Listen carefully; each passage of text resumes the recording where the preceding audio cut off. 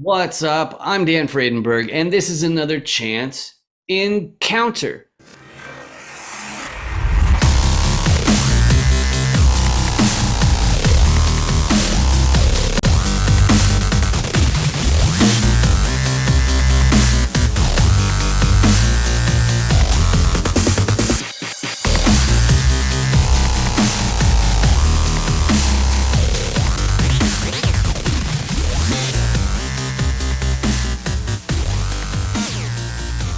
I'm joined today with Corneilous Cannon. How you doing today, Corneilous? Outstanding, my good man. Outstanding. Awesome. And I'm sure my audience is doing great as well. They're my favorite. This is my favorite audience member, if you didn't know, Cornelius. But why is my favorite audience member here today? Well, it's because this is a chance encounter, which is where I interview commercial real estate investors. And why do I do that? Part of it is because it's the law. We have to. But the real reason is we need to see is like, how will our businesses fit in? Do they fit in? And we're getting the motivation of my guest and the core competency so that we know everything we need to in order to decide on if we're going to do business with each other. But before we get too excited, Cornelius, do you want to give a quick introduction for the audience? Yeah, sure. My name is Corneilous Cannon. I'm one of the fund managers of Sharp Pool Capital. We the funding source behind the show Apartment Investing Sharp Pool. And we're actually a platform that actually help people learn more about apartment investing, actually get involved in deals. Awesome. And you can find that on Facebook and on LinkedIn, right? As Correct. far as Facebook, finding. LinkedIn, and YouTube as well. Okay. Cool. All right. So let's get to the motivation piece. Now, I Let's do always this. start off with the motivation piece because sometimes I have newbies on the show, and the one issue is that they know what they are, they know why they're doing it, but they don't necessarily know why why they oh, so here we go. Yeah, I'm sitting here trying to multitask like a dummy. So sometimes they know that they want to do it, they know why they want to do it, but they don't know the actual role that they're going to take. So let's go through these motivations. The first one I found is preservation of purchasing power. What does that mean? If you already have assets and you rely on the cash flow from those assets to make ends meet, then sometimes because of inflation, you're going to have to make more acquisitions or else inflation will ruin the party.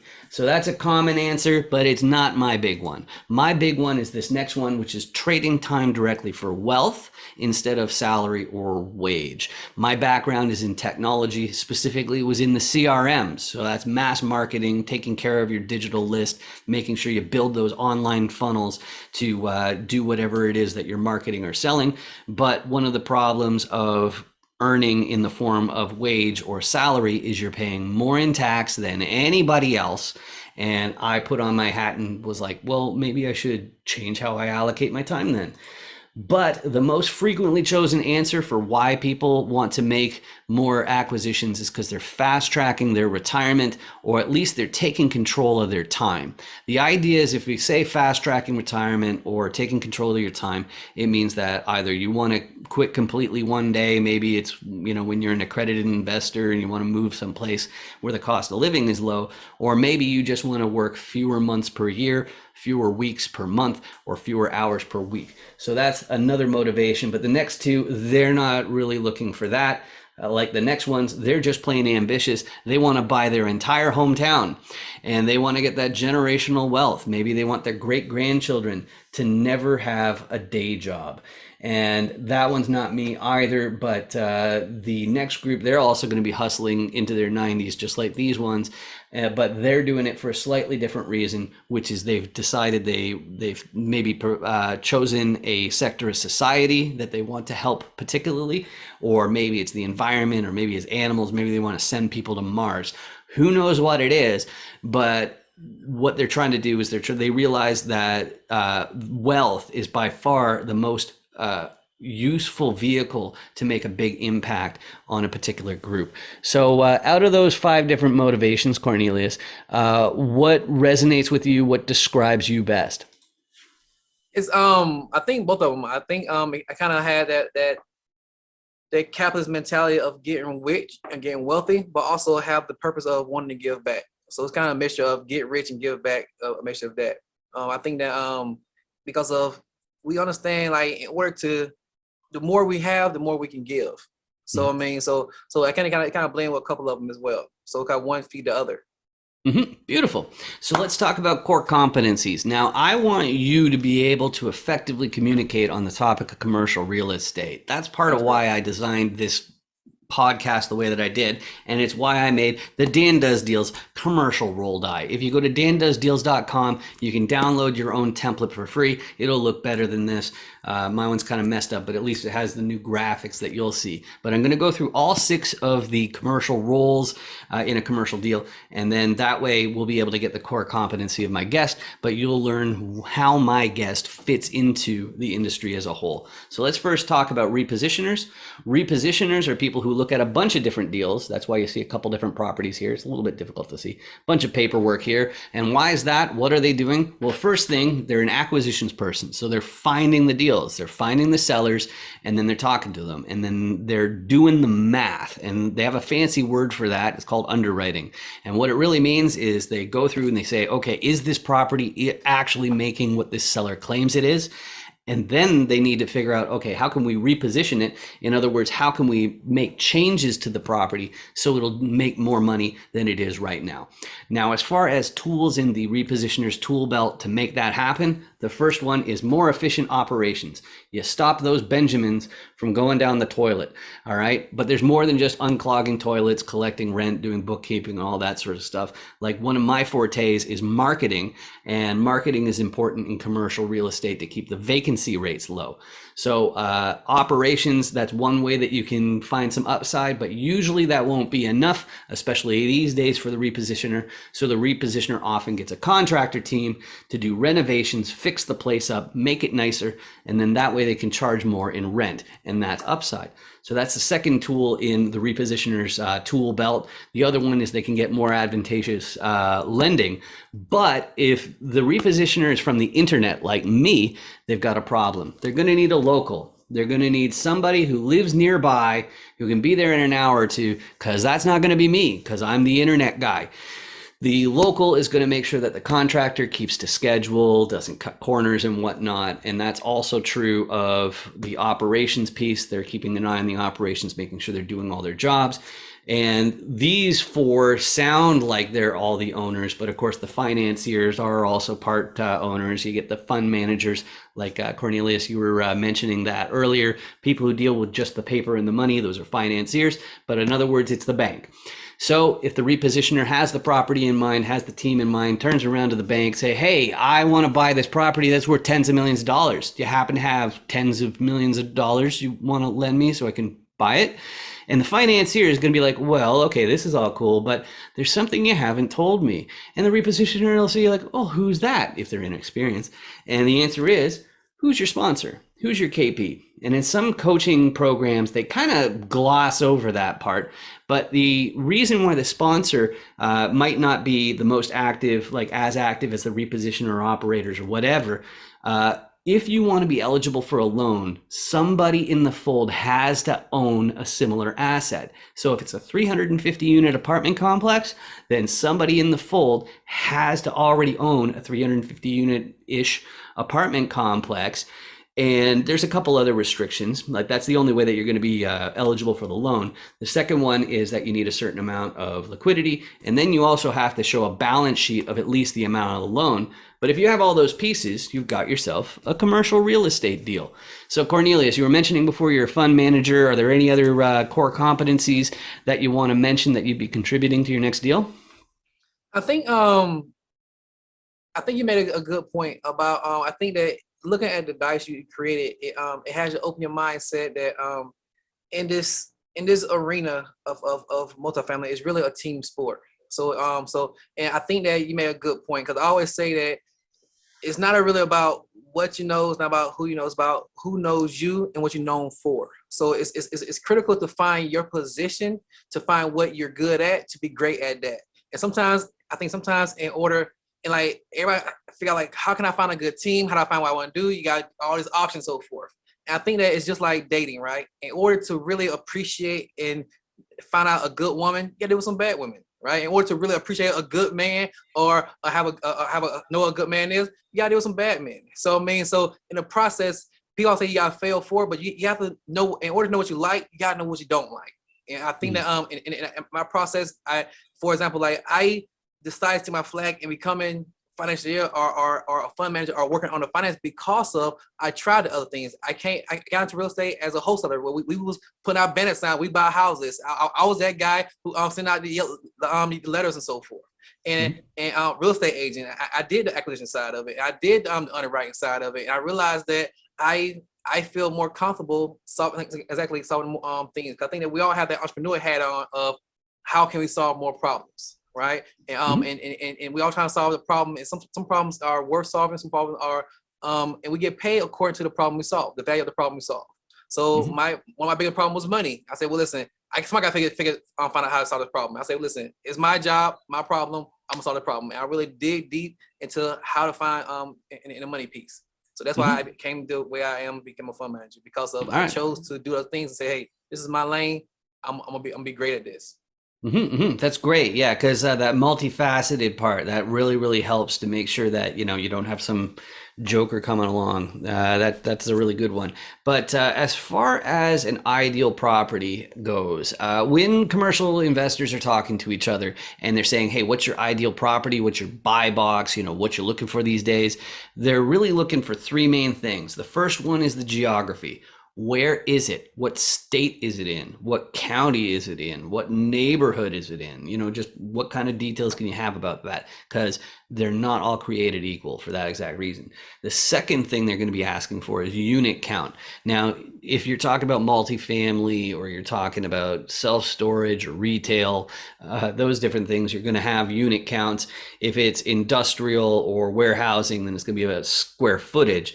But that unit count is what we're really going to need to know as far as like the size of the operation. But the third thing, it's actually, I sometimes say that there are 3.5 things. The third thing is class, but unfortunately they use the same word to mean two different things.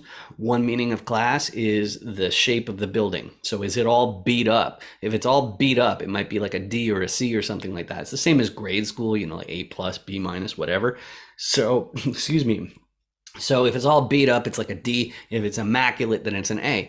But the other meaning of the word class is talking about the area that it's in. So what's the crime rate like? How good are the schools? Those sorts of things. So that's what people are asking for the ideal property. So Corneilous, as far as the deals go for your fund, what's easier to say yes to and what's more difficult to say no to?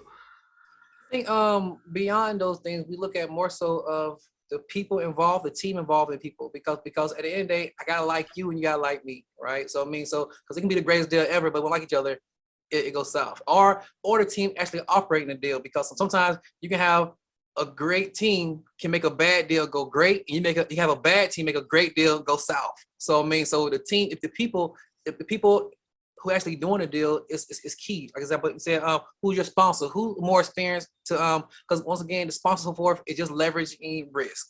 Who's responsible, or who's the leader of this? Who I'm investing in the people, not more so the property or the project. Second one, I want to know the plan. What's your plan for this property? And I want because like sometimes it's like people may fail, but process people fail, system prevails. Right? Because people may get sick, something may happen. But what's your plan about how it's saying reposition? What's your plan? How you plan on getting rents up? Everybody say get rents up, make it beautiful. But how you plan on doing it? Or do you have experience in doing it? And also, we look at the area, as you understand. Because of some areas, it can be a great, but also we look at some areas are more prone to have more jobs because apartments move according to the jobs and schools. So we look at the area. How's the economic is growing? Because how's the money flowing? Because if the company is bringing money to the our residents, the resident gonna pay on the property. But if there's no jobs there, who's gonna pay the people? So we look at those really main things: the people, the plan, and also the area that has the properties in before we actually go into the detail of the property.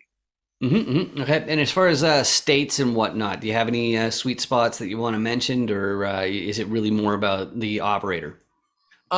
Right now the states has been right now with the change in market is we look at more so what the way we are playing is we look for um markets we see a consistent strong uprise. Like for example, Mhm. right now, usually the southeast is Mhm. very popular right now. A lot of time, even for example, like Texas, I'm in Texas right now.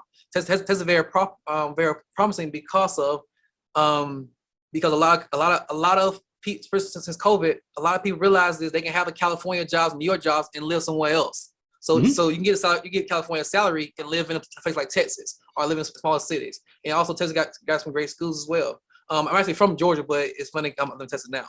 Mhm. And also so we look at where the jobs are going Yeah. because we're looking for a steady market because of we do risk management. It's more so about how can I keep your money to opposed to I guess they say return on your money, return of your money. How likely if Right. you get your money back?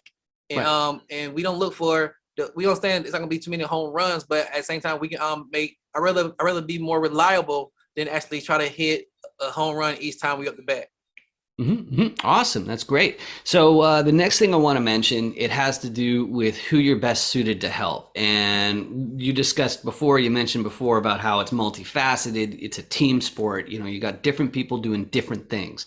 And so because of that, everybody who's in commercial real estate, they're better suited to help some people than others. Okay. Most people I've found are more eager to help beginners. Me personally, I'm always on the lookout for sponsors and KPs, but that's because of my marketing and tech background. I need to have someone who already is more or less established because they're going to have the systems in place that I can improve on and scale up. So I'm generally looking for sponsors and KPs. Who else are you looking for without enticing any investors and breaking any SEC restrictions? If you have a No worries at all. 506B, if you have a 506C, that you're fine. I'm looking for people who's more so the frustrated because they tried the regular way. They took the course. They tried to say, hey, I found a property and the money will come. I'm looking for those people who say, listen, I need help or I need a team. They understand. I want people who already believe that apartment investing is the way to financial freedom. They just need a little more help. Hey, I need connections. I need some also help somebody some funds. Like somebody help with somebody who can help me find a KP because in this industry you realize that as the more you talk to people and more in the industry you begin to meet more people. So Mhm. once again, example now who what you know about now who you know about who knows you. So I know a lot of people now, but hey, I know a guy, I know a KP, I know a lender, I know so I have resources now, but I can be a filter to you. So but however, I need for you to already have the desire to be in a seeking mode because of because of it's hard to I guess it's easier to steer, it's hard to steer a parked car, right? You say it right. I want somebody who's already in motion towards the apartment investing. Even they understand it, they did some training already, and say, hey, I'm ready to go get to the next level. I can help build, I can help create that, help me get to the next level. All right. Beautiful. And if somebody is watching and they want to reach out, we ended up meeting through your Shark Pool events. I see you all the time on Facebook and LinkedIn. I'm personally more often on LinkedIn. What's the best way to reach you, Cornelius? The best way to reach me is go to our YouTube channel, Apartment Investing Secrets. Probably the best way to reach it now. All right. Or if you ever get a channel every Thursday, go to jointhesharkpool.com. You'll see our event kind of like Shark Tank, but like for apartment investors. All right, beautiful. So that means I only have one thing left, and it's actually not for you. It's actually for you in the audience, which is I want to draw your attention. Just don't look too carefully. It's under my left hand here. If you're on a desktop, there's this big, awful red button. It's one of the ugliest things I've ever seen, and the only way to get rid of it is to click on it. And then it turns gray. You should see the gray one. It's amazing. It's so cool. You got to see this gray one. And it costs you nothing to see the gray button of tranquility. All it means is that YouTube pays for these videos instead of me. And it costs you nothing. You don't have to add your email address or anything like that. What it really does, in full disclosure, is it means my videos might show up on your list of suggestions. And you can go ahead and ignore them because you've already done me an enormous favor by joining me today. Just like Cornelius, you've done me an enormous favor by joining me today as well. Thanks a lot for this. This has been great. I'll say thank you as well. Awesome. Hey, thanks for watching this Chance Encounter. I want to tell you about 506B though, so that you can document your relationships for 506B compliance. The way it works is when you sign up, you get your very own QR code that is unique to you. Then if somebody has the QR code scanner in their phone, if you're on a live call on Zoom or if you're at a live event, you can just scan their code like this. And then what happens is that adds you to their watch list. So when they get back to their hotel room or they get back home, they can binge watch through everybody who they met's videos, and then they can make sure that they have the compliance. So check it out. Make sure you 506B me after this. Thanks for watching. See you next time. I just want to tell you, because I've actually seen your website, Real Estate is a Scam, before, and I loved it. Oh, cool. Yeah, because I think it's really so spot on. There's good stuff, bad stuff in every industry. Yeah, make sure you subscribe, like, and hit that notification bell. For Dan the Man. And thank you. Turn that subscribe button from red like his beard to gray like his beard will be. So I met Dan through some networking groups for real estate investing. He's a great guy from what I know about him. He's very ambitious, and he makes it easy to come on with his questions and has a great setup. It's easy, it's clear, concise, and I'd recommend going on his interviews for anyone that's considering it.